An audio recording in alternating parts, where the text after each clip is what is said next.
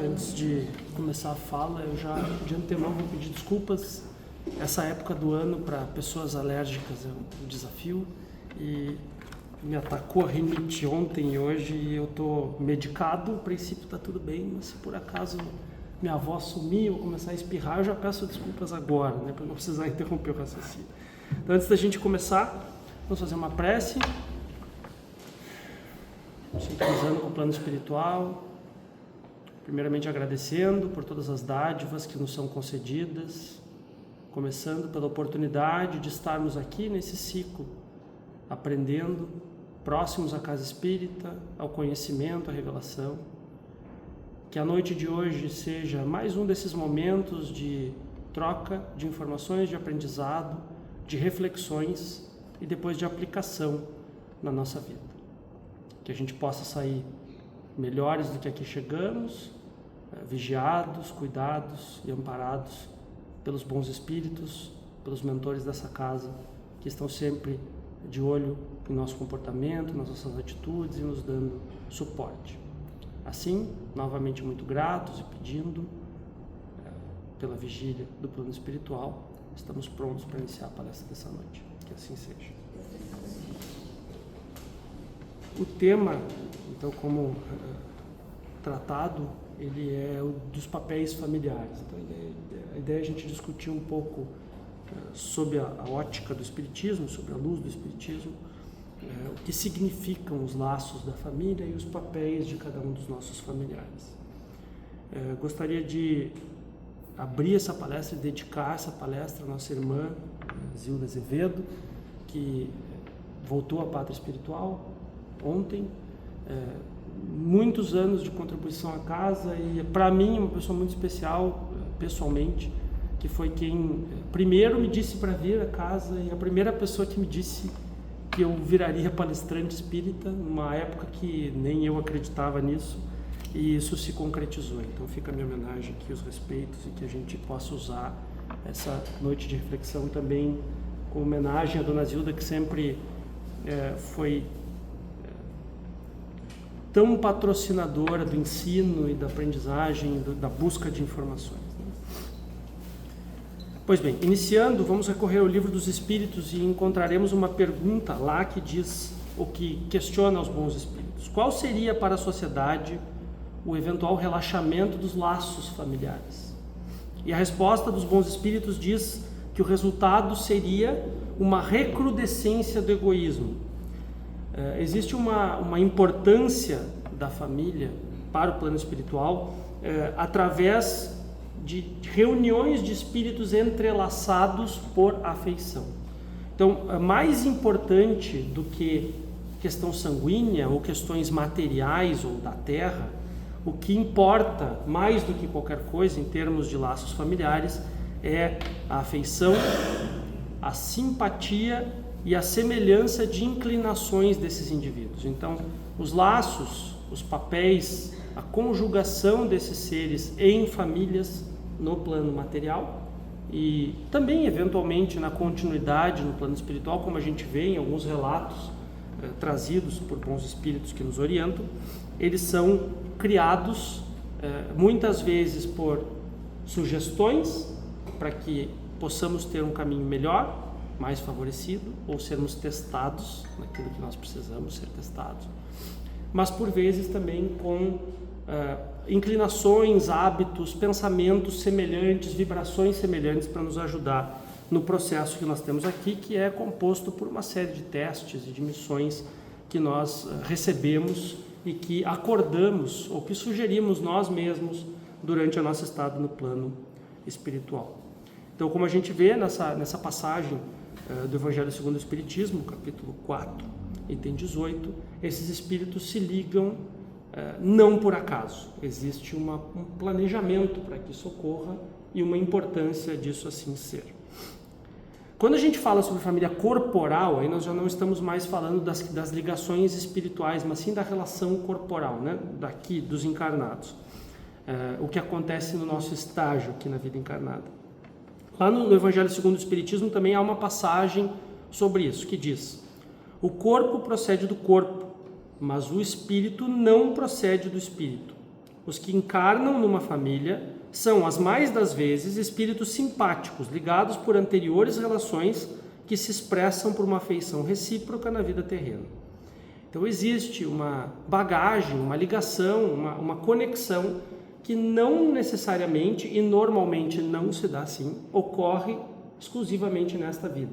Então há outras ligações que façam com que esses espíritos estejam mais próximos de nós, porque é o nosso primeiro contato de relação mais próxima com pessoas, ela se dá dentro do núcleo familiar, né?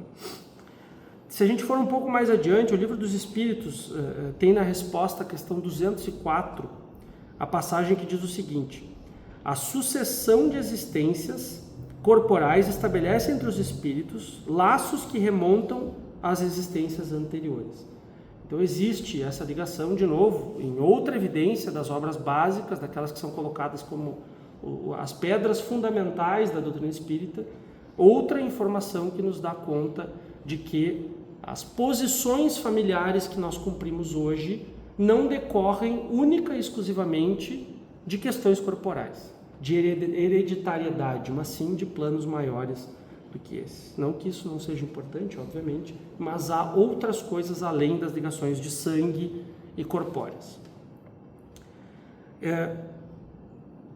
Existe também uma outra passagem que fala que, por outro lado, também pode acontecer de que esses espíritos sejam estranhos uns aos outros. Então, via de regra, relações mais próximas, especialmente aquelas que às vezes a gente tem mais dificuldade, mais desafio no convívio, estão conectadas com questões anteriores, de situações mal resolvidas, de más ações, às vezes não por malícia, mas por desconhecimento, né? Pelo rudimento que é a nossa maturidade espiritual. Mas por vezes esses estranhos podem ter sido estranhos no sentido de não se conhecerem, ou de não terem nenhuma conexão, mas de terem sido afastados em existências anteriores, justamente por ações mal tomadas ou coisas do tipo. Então esses espíritos que por vezes encarnam muito próximos de nós e com os quais a gente tem relações conturbadas, difíceis e que a gente não consegue explicar, se o plano espiritual, tão sábio como assim o é, porque coloca dentro da minha casa uma pessoa com a qual eu não consigo me relacionar, com a qual eu tenho dificuldade. Pessoas que não conseguem se entender, que não conseguem civilizadamente chegar em acordos ou ter uma relação, às vezes, sequer civilizada. Então, no final das contas, o que diz lá é que foram afastados entre si por antipatias igualmente anteriores, que se traduzem na Terra por antagonismo mútuo. Falando em antagonismo, parece coisa de novela, né? Mas enfim, pode acontecer. São espíritos que se repelem por bagagens anteriores que muitas vezes, na maior parte das vezes, não estão presentes como memórias claras nesta existência. Isso acontece, de novo, pela sabedoria do plano espiritual, que nos faz, em certos momentos, esquecer certas coisas que, se nós lembrássemos, possivelmente seriam obstáculos grandes demais para que a gente consiga deixar de lado. Então existe uma repulsa, essa palavra talvez seja um pouco forte, mas no sentido de polos que se afastam, polos magnéticos, né? Então as pessoas que não conseguem se conectar, se juntar, mas a gente não consegue explicar por quê. Existe algo a ser feito nessa relação, e é por isso que ela está posta desta maneira. E é bom que nós não lembremos por que existe essa repulsa, porque senão, dentro da nossa imperfeição, o nosso desafio de suplantar e corrigir isso seria ainda maior. Se já é difícil sem a gente entender por quê, imagina se a gente soubesse exatamente o que aconteceu. Ou nós colocaríamos a culpa no outro ou na outra, enfim, ou nós traríamos essa culpa para nós mesmos, e aí aquilo que já é difícil se tornaria talvez impossível para a nossa capacidade atual. A partir desse percorrer das obras básicas e de algumas citações e entendimentos mais básicos, a gente chega a uma obra que foi a obra que inspirou essa temática, que é a obra de G.R. Almeida e do Silvano Marques, que se chama Família, Frente e Verso. O autor desta obra, um dos autores dessa obra, o G.R. Almeida, é um autor que trata do assunto das relações familiares, da família, do significado, dos papéis e das responsabilidades de cada um, e dentro disso ele traz várias contribuições às questões de laços familiares e a ligação disso com a espiritualidade e as nossas múltiplas existências, falando também da questão dos papéis de cada um dos integrantes do núcleo familiar, sob a perspectiva espírita sempre. Então, alguns pontos que eu gostaria de trazer aqui como importantes e que dizem respeito a essa temática, eu listei aqui 5 questões para a gente abordar. Não esgota, obviamente, a obra desse autor e nem a abrangência e a importância da temática, mas algumas provocações para a gente refletir. A primeira delas sobre a importância dos laços familiares. Então, a doutrina espírita, e nós como espíritas acreditamos que os espíritos reencarnam nesses núcleos familiares por um motivo, de se ajudarem mutuamente na sua tarefa, né, na sua missão, cada um dos indivíduos coletivamente coexistindo em um núcleo, para que se possam apoiar, suportar, não suportar no sentido mal, né, mas suportar de dar suporte para, às vezes também é no outro sentido, mas enfim, para que possam se ajudar e se apoiar uns nos outros, porque também sabemos que, apesar de cada um ser responsável pelo seu próprio crescimento espiritual, esta também é uma tarefa da coletividade dos espíritos. Então existe sim uma responsabilidade cabal de cada um de nós para com a nossa evolução, mas também existe um ciclo coletivo. Então a humanidade progride ao ritmo de cada um dos indivíduos na média que aqui estão. Então, dentro disso, esses grupos familiares, eles podem ser, e normalmente são, bastante importantes no processo de cumprimento das nossas missões, resolução de pendências e de aplicação de lições importantes. Então, aprendizados e aplicações das lições. Porque de nada servem as lições se a gente não aplica o que aprendemos com essas lições, né? Então, é importante que a cada alerta, a cada sinal de que algo não está bom, que nós sejamos capazes de aprender com isso e mudar o nosso comportamento. E a família também serve um papel importantíssimo nesse sentido. De forma geral, esses laços familiares são vistos como planos traçados anteriormente à nossa encarnação. Então nós sabemos que lá no plano espiritual existe uma programação dos espíritos que são ligados a momentos, né, de novos surgimentos de indivíduos aqui na Terra, onde se conecta com um espírito que está dentro deste corpo e que vai usar este corpo ao longo do seu período aqui na Terra, para percorrer o seu caminho de aprendizado. Então esses laços, eles vão, por um lado, nos apoiar, nos ajudar nesse processo.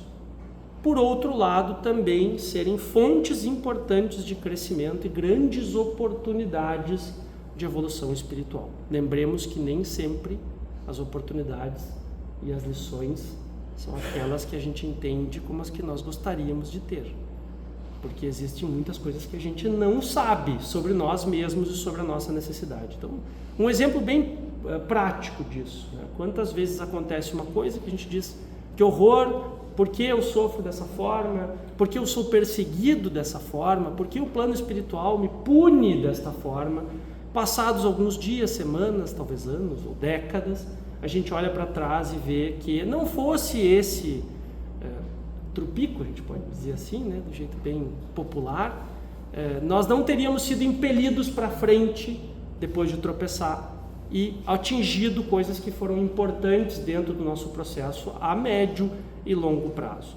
Como seres encarnados imperfeitos que somos, nós temos uma visão muito curta de prazo, né? De prazer imediato, de satisfação imediata, de alcance de metas curtas. Poucos de nós conseguem ter visões mais de longo prazo. E o longo prazo da vida encarnada é absolutamente nada dentro do esquema da vida espiritual. Uma encarnação aqui é um grão de areia dentro da nossa existência como um todo, né? Pois bem,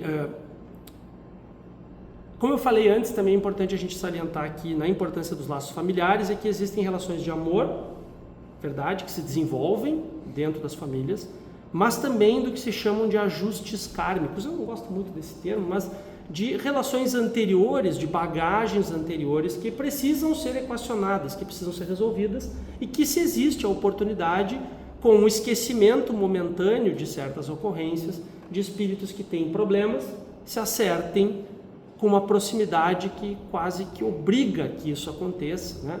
E às vezes nem assim a gente consegue se acertar, mas com esse convívio maior, a gente tem uma oportunidade maior de ajustes, de reconciliação e de aprendizado mútuo para esses indivíduos. Então esse é o ponto número 1, a importância dos laços familiares. Ponto número 2 são as relações de causa e efeito. Não foi o plano espiritual que resolveu colocar uma pedrinha no nosso sapato para a gente ter uma oportunidade de resolver um problema. Isso ocorreu por uma ação que nós tomamos e que este outro indivíduo tomou em relação a nós, que gerou essa dívida ou essa correção necessária, um afastamento de duas almas por ações que foram feitas por estes indivíduos e que causam uma reação, né? Então, causa e efeito. A causa, nós provocamos um problema pela nossa imperfeição, e o efeito disso é que há uma ruptura entre indivíduos que afasta dois espíritos que precisam estar conectados. Ou seja, o G. Almeida destaca que as relações familiares são moldadas por ações passadas.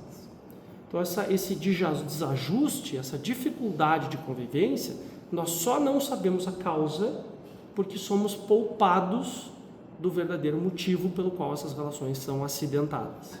Então os acidentes existem, a doutrina nos explica que eles existem, mas é melhor para nós que nós não lembremos, porque isso vai trazer culpa, vai trazer uma série de travamentos e isso vai dificultar o processo de recuperação desses laços que são importantes. Ou seja, aqueles abençoados dentro do nosso núcleo familiar com os quais a gente tem pior relação, por vezes são as relações mais importantes para a gente reconstruir. Ninguém disse que é fácil, não está escrito isso em lugar nenhum. Só que é possível, nós temos força para fazer isso, é possível fazer, mas não é fácil, é necessário dedicação para isso. Dentro da questão do aprendizado e da evolução decorrente desse aprendizado, essas relações de causa e efeito são enfatizadas pelo G. Almeida como desafios familiares que geram oportunidades de correção de erros mútuos do passado. Ou seja, nós temos a condição, e é um pouco repetitivo, estou batendo nessa tecla muitas vezes, porque é justamente essa parte que normalmente é a mais difícil da gente entender e agir sobre. Existem problemas que precisam ser corrigidos, e esses problemas serão corrigidos em algum momento, porque a nossa evolução espiritual e da outra pessoa envolvida nessa questão só vão se completar ou vão continuar acontecendo a partir do momento que aquilo for equacionado. Afinal de contas, nos ensina também a doutrina espírita que guardar mágoas ou rescaldos de ações passadas não nos ajuda, não nos empurra para frente, nos freia, nos empurra para trás. Ainda que a gente não possa regredir, nos impede de avançar. Terceiro ponto, então foi o segundo ponto. Lembrando, primeiro, a importância dos laços familiares. Segundo ponto, as relações de causa e efeito. Terceiro ponto, educação moral e espiritual. Aí nós podemos entender principalmente o papel dos pais, ou daqueles que cumprem com este papel.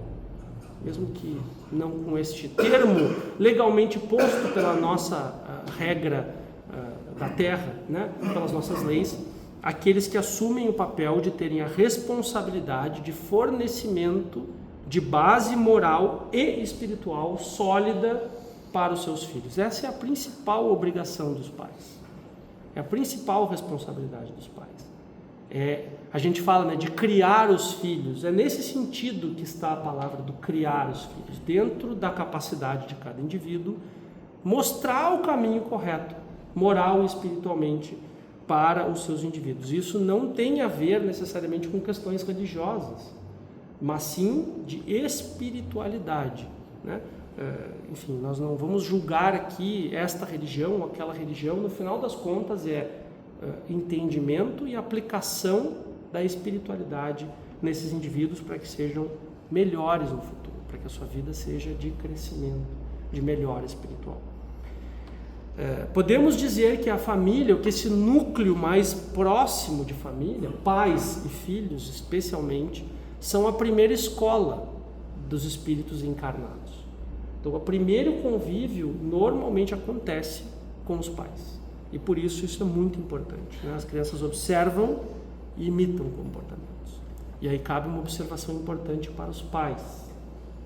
Podem ser avós, padrinhos, qualquer um que tenha esse papel, né, de orientação, de cuidado.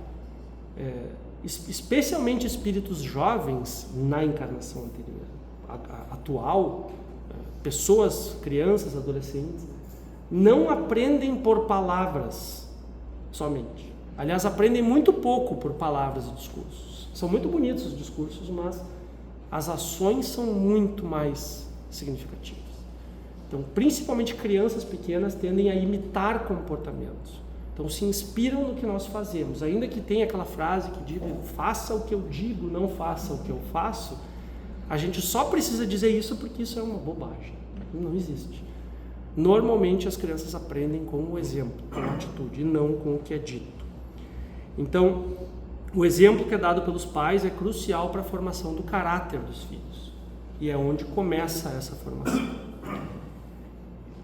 Partindo para o quarto ponto, desafios e conflitos. Então, a gente já falou sobre isso, existem oportunidades de crescimento importantes, especialmente de resgate de relações conturbadas do passado. Nos é dada uma oportunidade num convívio mais próximo, onde há uma série de regras morais, né? A gente se sente mais constrangido de tratar mal uma pessoa que é do nosso núcleo familiar, normalmente, né? Então isso segura um pouco os nossos ímpetos ruins, trava os nossos ímpetos ruins e favorece muitas vezes as nossas boas ações e reflexões, né? Então é muito importante isso.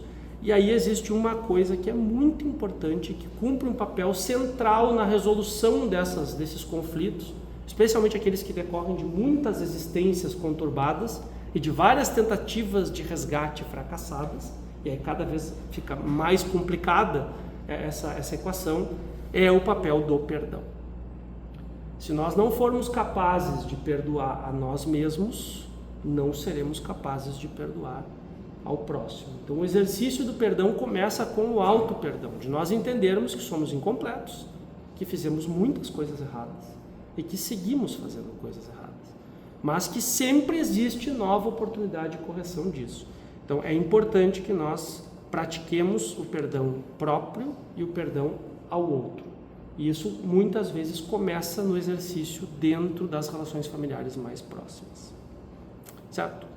Então, perdoar e buscar reconciliação são maneiras de se libertar do ciclo de ressentimentos de parte em parte e promover finalmente a paz espiritual entre os indivíduos.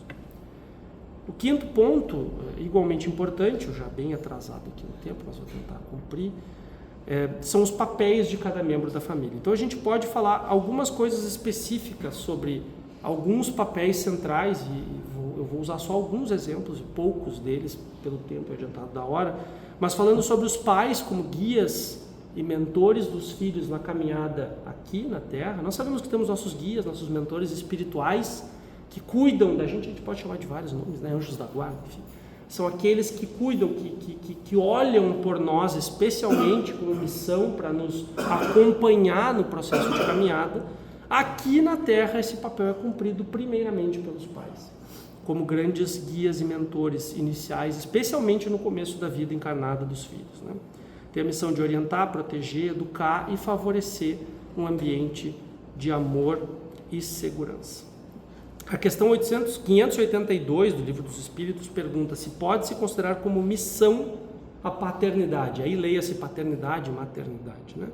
E a resposta diz, é sem contestação possível uma verdadeira missão.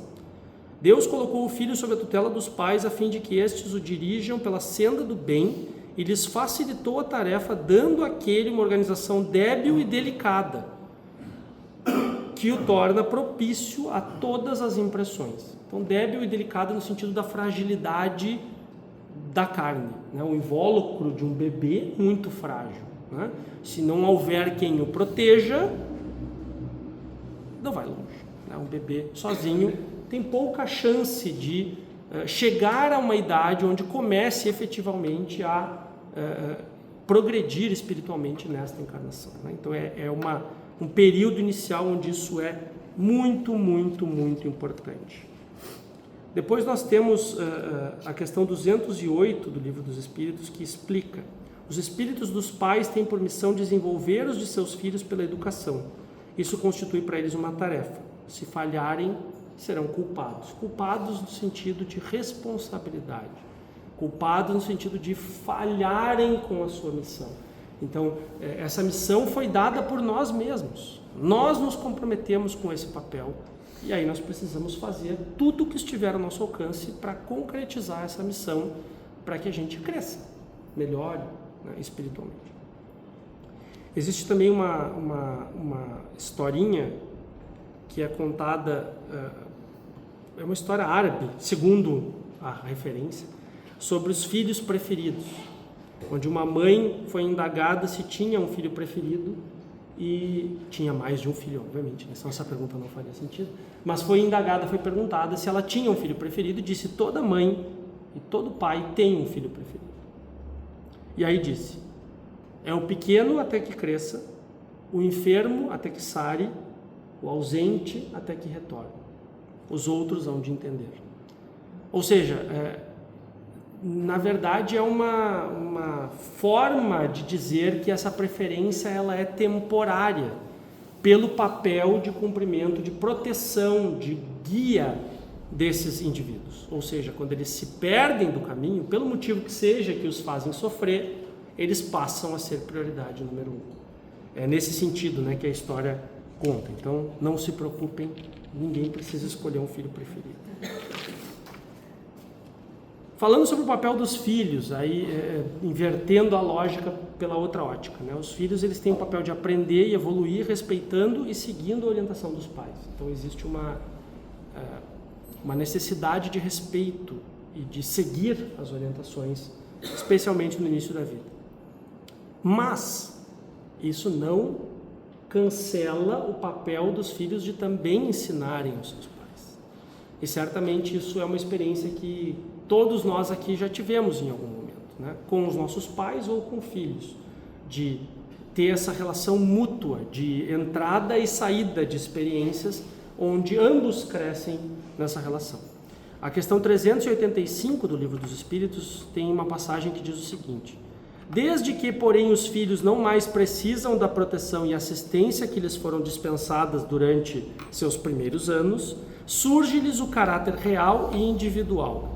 Conservam-se bons, se eram fundamentalmente bons, mas sempre irisados de matizes que a primeira infância manteve ocultos. Existe uma historinha que o Rossando Klingen, muitos de vocês devem conhecer, ele é psicólogo, mas também é orador espírita, escritor e contribuinte da nossa doutrina há muitos anos, e ele conta uma história sobre um rapaz que teve o pai abandonando a família muito cedo, né? Isso infelizmente ainda é uma coisa que acontece muito, né? Quando a gente entende que uma tarefa é maior do que a gente pode suportar, existe muitas vezes a tendência de correr dessa tarefa, né? De fugir, achando que desta forma estamos nos protegendo. Na verdade, a gente está criando um passivo ainda maior de recuperação, porque, enfim, né, não há justificativa para abandono de um filho, né? Especialmente... Nem perdão. Pois é. Aí é difícil. Mas tem perdão também. A gente não é nosso papel julgar, né? Mas enfim, esse Rossando Klingen, então, ele fala que a partir do abandono do seu pai, ele foi criado pela mãe e pelo seu avô. E o avô cumpriu esse papel de pai. Então é importante isso de entender que muitas vezes existem papéis que não necessariamente são da visão tradicional ou comum do passado de um núcleo familiar, né? Estamos falando de papéis mais do que de questões de sangue, né? Então lá ele falou que esse senhor, esse avô, criou, cuidou, educou por muitos anos, e em determinado momento ele ficou doente. Muitos anos depois, o avô ficou uma pessoa muito mais velha, ficou doente, e a mãe, também já com uma certa idade, também adoece. E o rapaz esse então passa a cuidar dos dois, da mãe e do avô. A partir do certo momento em que isso acontece, alguns familiares, isso também acontece muito, né, começam a olhar como que está acontecendo esse cuidado e desconfiam de que esse rapaz talvez não seja tão bom cuidador assim, né? E resolvem visitar a família e questionar o senhor sobre como que esse menino, que não era filho dele, era neto, na verdade, o estava tratando. E aí ele disse: esse povo daqui é muito ruim. Eu sofro muito. Eu durmo ao relento, no meio do mato. Me dão uma papa ruim para comer, nenhuma mistura eu ganho. E para completar, antes de eu dormir, eu ganho uma mangueirada para poder deitar. Os parentes foram indignados, cheios de razão, porque já tinham aquela ideia de que essa era a situação, confirmaram, ouvindo o que o senhor dizia, e foram lá indagar o menino e dizer: mas escuta, normalmente isso é bem comum em pessoas que fazem pouco e julgam muito o que os outros fazem, né? Foram lá interpelar, em vez de dizer: não, vamos ajudar a cuidar, foram lá interpelar. Como assim? O que está acontecendo aqui? Olha o relato que eu ouvi. O menino sorriu e, com a paciência e a paz de espírito de quem faz o bem, explicou. Depois de um certo tempo, onde ele viu que o avô ficaria muito tempo naquele quarto, e era um quarto muito escuro, fechado, construiu um jardim de inverno. Então fez umas paredes de vidro, colocou umas plantas, umas vegetações, para o ambiente ficar mais confortável e mais bonito. Esse era o entendimento de dormir no mato ao relento, né? Porque ele enxergava as plantas quando dormia. Depois explicou que o senhor não tinha mais dentes e que não conseguia mais mastigar, ele não tinha força para mastigar. E que então ele colocava todas as coisas que o avô gostava de comer no liquidificador, transformava num ambiente num alimento pastoso e dava de colher para o avô poder comer. E depois ele também não conseguia banhá-lo de forma adequada, porque tinha muitas limitações de locomoção e para ir de um lugar a outro. Então ele colocava o avô sentado dentro do box do chuveiro e usava o chuveirinho, que era a mangueirada que o senhor dizia. Então, no final das contas, o senhor esse estava diagnosticado com Alzheimer, tinha um problema muito sério de saúde, e o rapaz estava fazendo o melhor que ele podia, ainda com a mãe também doente, né? Existem outros papéis e outras questões importantes, mas dado o avançado do tempo, vamos para a nossa conclusão, que é: existe uma missão e uma série de problemas que nós precisamos aqui resolver. E os núcleos familiares, eles cumprem um papel muito importante nisso, né? As pessoas que estão mais próximas de nós nos ajudam, nos apoiam e nos desafiam nesse processo de melhoria espiritual. E é muito importante também que a gente entenda que a missão que nós temos, ela nos leva a orientar, a melhorar, a crescer, jamais a julgar as pessoas. Então, é necessário o exercício do perdão, a reflexão em cima do perdão e a busca da reconciliação, mesmo com aqueles que parecem tão distantes de nós moralmente, porque existe um motivo pelo qual esse desafio se põe e por isso nós precisamos buscar resolver. Então essas são as nossas palavras de hoje. Com essa reflexão, eu vou passar a segunda parte do nosso trabalho com os nossos aplicadores de passe. Nós vamos baixar as luzes aqui do ambiente, pedimos que todos